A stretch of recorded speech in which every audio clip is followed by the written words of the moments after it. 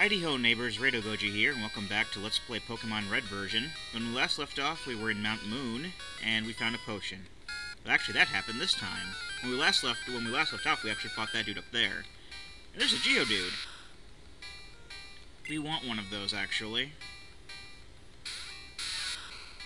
I'm actually going to swap this over to Floofers, because we need to actually have something that's not overly going to kill him in one hit, I guess. Well, something that'll actually affect him, but still do a good amount of damage, but not kill him in one hit. Which is why we're not using any of the water moves, because we actually want to utilize this Geodude. Or any particular Geodude if we get this one knocked out by accident.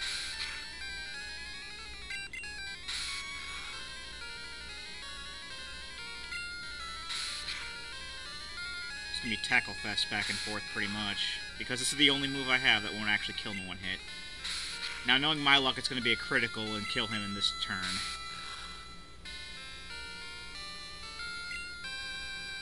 I shouldn't have said anything, but I knew that was going to happen. Oh, Lester's level 12. Alright, we'll just have to find another one.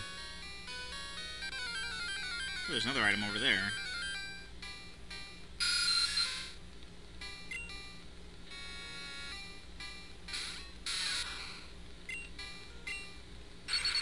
Continue wiping these things out for experience. Yeah, I meant to have something up yesterday, but things came up and I couldn't get around to recording at all. So, rare candy, yay. Rare candies are basically used to automatically increase a Pokemon's level. I don't really use them. I don't know, maybe with this kind of playthrough, I mean, I'm not really, you know, I may use it later. There's no point in not using it, really. It couldn't hurt. I know there's a lot of stuff involving, like, you know, hidden values and stuff like that that'll be affected, but like I said, if you're just doing the single-player stuff and not planning on, you know, fighting people like outside of the single player, all you really need is like a level advantage and a type advantage, or like either one or both. That'll basically get you what you need. I'll fight you. Go through this cave to get to Cerulean City. Yes, we know. I've already talked about that. There's a bug catcher, so we'll probably send out Harold in a bit. We can probably take care of this Caterpie with the Pikachu, though.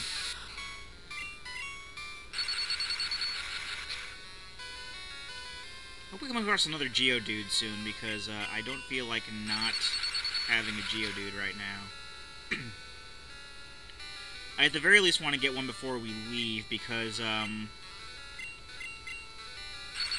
we're probably going to have to get one before we leave, because if we do leave and go all the way to Cerulean City,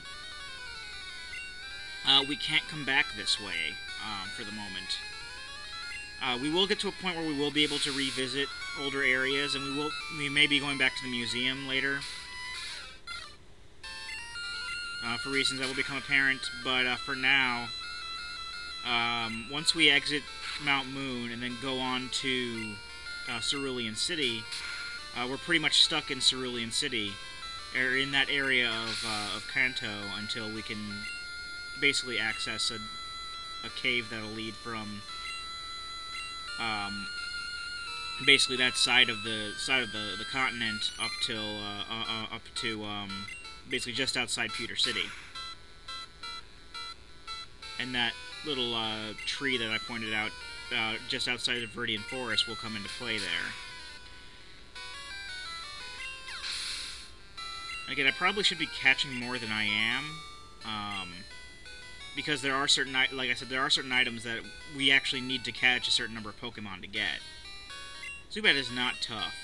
It is not useful if we catch one. I've never really gotten much use out of a Zubat before.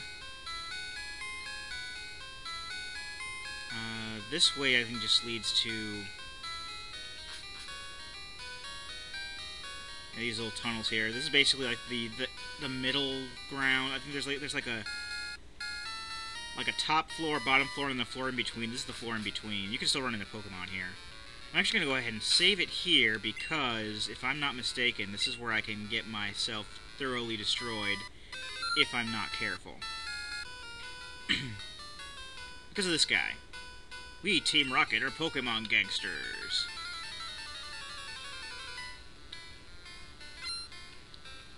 Yeah. Yep.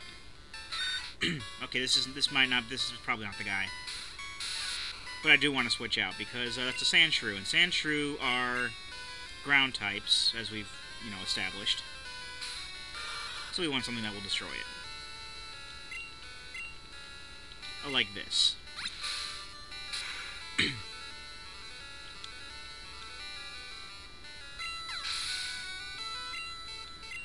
I just woke up, so I think my brain is still kind of looking for things to say, as well as getting used to, playing and talking at the same time. I started playing Saints Row the Third again last night.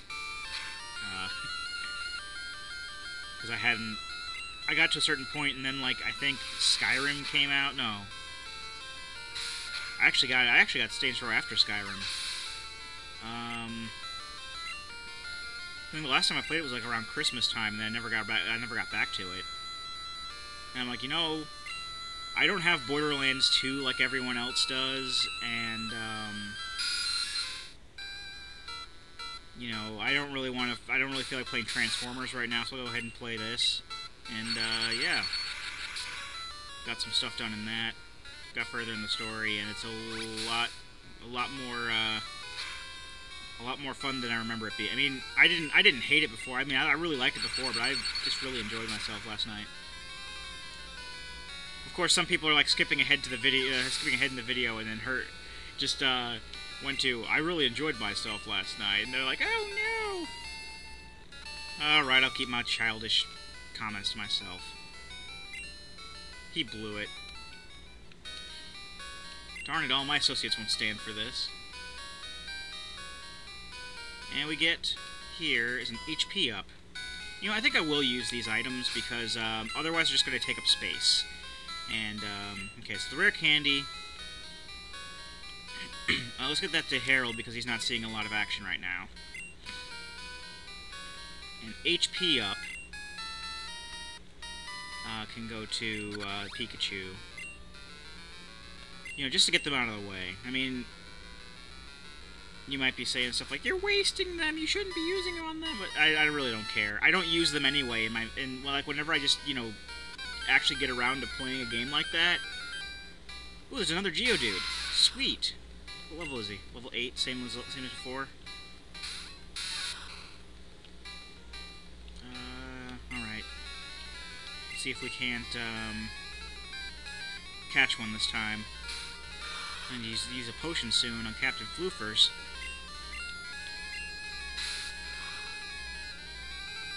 So this is another, probably going to be another minute-long fight here.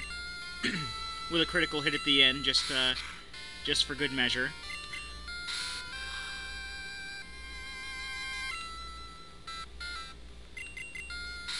So I don't know if critical hits, counteract type disadvantages, because it seemed like that was much more than twice the amount of damage I had been doing the last time it used a critical hit.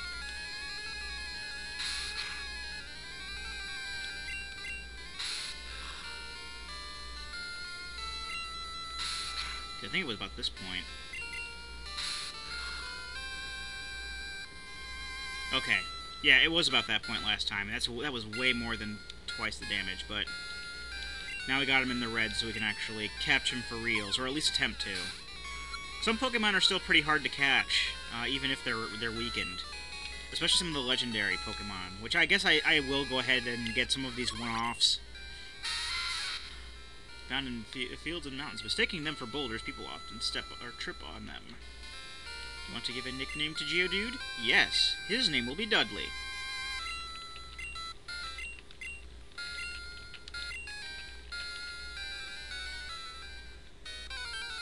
And this is going to be a Zubat. Oh no, it's another Geodude. Well, this one can be experience fodder, then. Should probably check on Dudley and see what kind of moves he has and whatnot. Also, once I get out of this thing, I'm going to go back to the Pokemon Center and heal up. Because Dudley's not going to do much use to me at that low of health.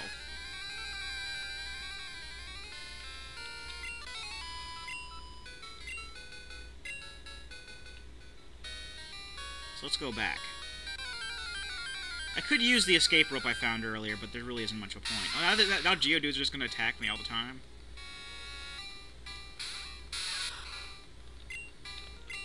Oh no, it's one of those haunted games, and this is going to be like Geodudes all the time. I'm going to see nothing but Geodudes, and they're going to haunt me forever. I don't know if I mentioned the creepypastas before, how much I actually enjoy those, but there you go. I think I actually did, now that I think about it. It's been a while since I played this, so... Forgive me if I tend to repeat myself a lot, but there's a long time in between sessions nowadays. I usually record like 2 parts of each, and then just like put those up along the week. But this is actually a little longer this time around because I didn't get to record anything yesterday, so that'll do it.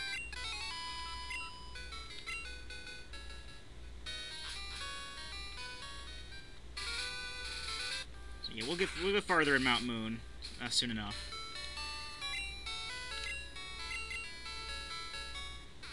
What moves does Geodude have? I think he just has Tackle and Harden. So he doesn't have any Rock or Ground-type moves yet. Because if he had any Rock-type moves, those would be extremely helpful against Zubat. Oh, he just has Tackle. That's fantastic. As in, that's not fantastic. Actually, let's go ahead and put him up here, because a lot of the Pokemon we're going to be coming across don't really affect him that much. Leech Life is not going to do a lot of damage because Bug-type moves do not do well against Rock or Ground types, if I remember correctly. And Leech Life, which Zubat uses, is actually a Bug-type move. Oddly enough, because it's Poison and Flying. So it should take away, like, what, 1 HP? Okay, 2. It was a critical hit, so yeah. And that takes out way more than, because it'll heal him for like half of whatever rounded up. So yeah, that'll heal like 1 HP per. And Tackle has a lot of power points to it, so we could probably get a lot of use out of Dudley before the, level him up quickly enough. Unless his attacks start missing. Yeah, we could probably level him up quite a bit before he stops being able to use that move and starts using Struggle. I think I did point out that the moves do have like power points, which is basically how many times they can use a move before they can't use it anymore. And healing them at a Pokemon Center will restore power points to each of their moves. I think an NPC might have pointed this out too. Well, that's level 11. I'm actually gonna go ahead and swap out the Pikachu for this. But in any case, if they lose all of the power points, or if they try to use a move, like fight without having any moves that can be used, they'll use a move called, oh darn. Let's see if we can't get this done, because Confused means he'll hurt himself. He has a chance to hurt himself instead of actually attacking. This might just do us in, folks. At least for Pikachu. Oh, never mind, we're good. But if they try to use a move and they can't use any, they have no moves left, they'll use a move called Struggle, which will hurt the enemy, but it will also hurt them for like a quarter of their HP. I'm going to go ahead and cut the video here because we're running out of time, but when we come back, more Mount Moon. I've been Rado Goji, and I'll be here next time. Join me, won't you?